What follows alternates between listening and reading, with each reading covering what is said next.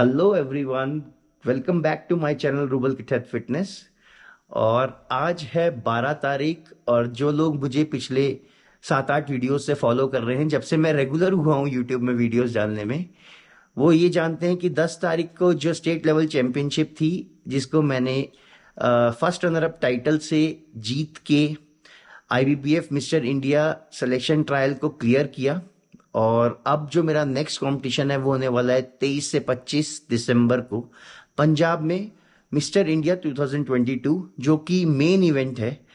और 10 तारीख को जो कंपटीशन हुआ परसों, यानी कि आज से 2 दिन पहले, उसमें रात को इतना लेट हो गया था और यहाँ से 4 घंटे का ट्रैवल था।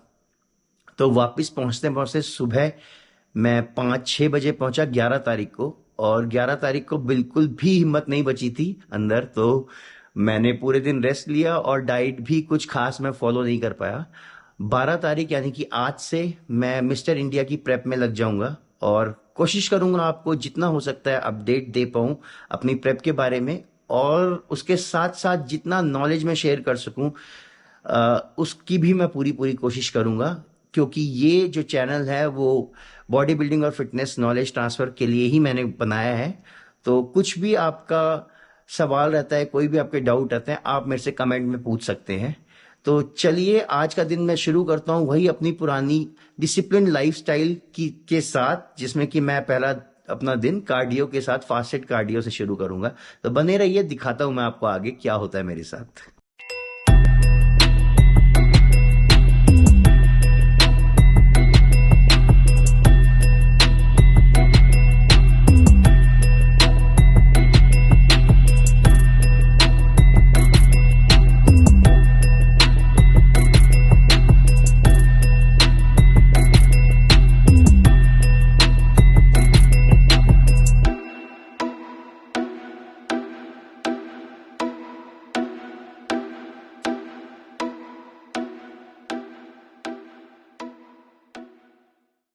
आप लोग ये सोच रहे होंगे कि बिना कपड़ों के क्या उछल कूद मचा रहा है।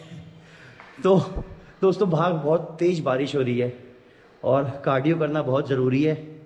तो जिम मैं जा सकता हूँ कार से, बट थोड़ा आलस भी आ रहा है मुझे और बहुत टायर्ड लग रहा है। तो घर में ही मैं सोच रहा हूँ कि घर में ही आज कार्डियो कर लिया जाए। तो इसलिए मैंने स्टार्ट किया है जस्ट। और 45 मिनट्स का कार्डियो ये होने वाला है। तो चलो मिलता हूँ आपसे कार्डियो के बाद। आज कुछ बातें करेंगे, कुछ नया इंटरेस्टिंग होगा लाइफ में तो दिखाऊंगा, नहीं तो कुछ मैं आपको बताने की कोशिश करूंगा आज। तो कार्डियो हो गया गाइज, और मील नंबर 1 भी ले ली मैंने। और थोड़ा सा अभी भी काफ़ी वीक फील कर रहा हूँ मैं, क्योंकि जब भी हम पोजिंग करते हैं या स्टेज पे जाते हैं तो काफ़ी एग्जॉस्टिंग होता है वो अपनी बॉडी को शो करना, मसल होल्ड करना। वर्कआउट करने से काफ़ी ज़्यादा हद तक एग्जॉस्टिंग होता है किसी कंपटीशन में जाके परफॉर्म करना। और मेरी सलाह यही रहेगी न्यू कमर्स या फिर जिनको आइडिया नहीं है इस चीज़ का, और जो कंपटीशन स्टेज पे पहली पहले बार खेल रहे हैं, या नए बॉडी बिल्डर्स जो हैं, मेरी सलाह उनके लिए ये रहेगी कि इमीडिएटली आफ्टर द कॉन्टेस्ट आप अच्छे से रेस्ट लीजिए, रिकवर करिए अपनी बॉडी को। और डाइट को भी उतना स्ट्रिक्ट रखने की ज़रूरत नहीं है। एक दिन तक आप करीब थोड़ा लीनियंसी दिखा सकते हैं अपने साथ, थोड़ा सा लीनियंट हो सकते हैं डाइट में, वर्कआउट में। और जब भी आप स्टार्ट करें अपना वर्कआउट, तो ये नहीं कि जाते ही एकदम हैवी वेट्स मारना चालू कर दिया। ऑलरेडी बॉडी बहुत वीक रहती है कंपटीशन खेलने के बाद, एक स्टेज के बाद। तो धीरे धीरे से स्टार्ट करें। बेस्ट यही रहता है कि आप थोड़ा सा कार्डियो से स्टार्ट करें। और अगर हो सकता है मतलब अगर आपको बहुत ज़रूरी है वेट ट्रेनिंग करना, स्ट्रेंथ ट्रेनिंग करना, तो लाइट वेट से वार्म अप किया जाए या सर्किट सेट को परफॉर्म करा जाए, जैसे कि हर मसल ग्रुप को थोड़ा थोड़ा हिट कर लेना चाहिए। तो यही मैं सलाह दूंगा कि हार्श मत होए, अपनी बॉडी को समझें स्लोली, और धीरे धीरे अपने रूटीन में वापस आना होता है। एकदम से आने की बिल्कुल भी ज़रूरत नहीं है, चाहे आपका कंपटीशन इमीडिएट भी हो उसके बाद भी। हाँ, अगर लगातार दूसरे ही दिन हो तो फिर वो अलग बात है, लेकिन हाँ, अगर आपका 1 हफ्ते का भी गैप है तब भी देखो, एक आध दिन अगर आप बीच में गैप देते हो और अच्छी फॉर्म में हो, अच्छी कंडीशन में हो, तो कुछ नहीं होता है इतना कुछ। फैट नहीं बॉडी गेन करती है इतनी जल्दी, बट बॉडी सिर्फ वाटर होल्ड करती है थोड़ा बहुत। तो इस चीज का ध्यान रखें आप कि हार्श ना हो, अपनी बॉडी को समझें एंड बी लिटिल लीनियंट। भाई लोग जिम पहुंच गया हूं मैं और आज मेरा लेग सेशन है और काफ़ी हैवी लेग वर्कआउट करने वाला हूं। हो पाएगा तो दिखाऊंगा आपको एक दो एक्सरसाइज, या पूरा भी वर्कआउट शूट कर सकता हूं, तो डिपेंड करता है टाइम की अवेलेबिलिटी पे।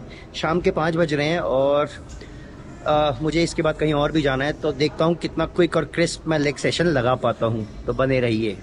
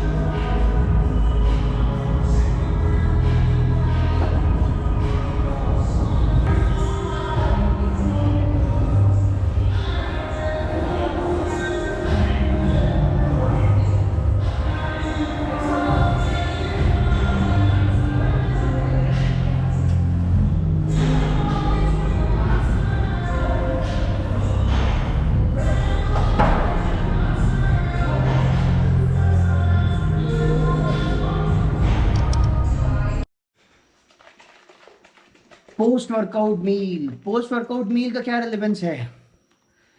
तो इमीडिएटली आफ्टर योर वर्कआउट आपके मसल में से ग्लाइकोजन जब डिप्लीट होता है तो उसको रिप्लेनिश करना बहुत जरूरी है, बहुत बहुत जरूरी है। कई लोग बहुत बड़ी गलती करते हैं कि उनको लगता है कि सिर्फ प्रोटीन से ही मसल को रिप्लेनिश कर सकते हैं, मसल रिकवरी में हेल्प करता है प्रोटीन। बिल्कुल सही बात है, लेकिन कार्बोहाइड्रेट बहुत बहुत इंपॉर्टेंट है, क्योंकि कार्बोहाइड्रेट की ही सिंप्लीफाइड फॉर्म ग्लाइकोजन है, जो कि ग्लूकोज के टूटने से बनता है और उसी से आपकी मसल तुरंत तुरंत रिकवरी करती है।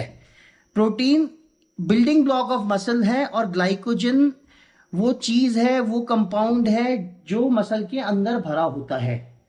तो समझ रहे हो, दोनों का कॉम्बिनेशन बहुत ज्यादा इंपॉर्टेंट है, दोनों ही हमारे लिए बहुत जरूरी है। तो पोस्ट वर्कआउट मील आपकी ऐसी कुछ होनी चाहिए, कोई सिंपल कार्बोहाइड्रेट के साथ कुछ प्रोटीन सोर्स।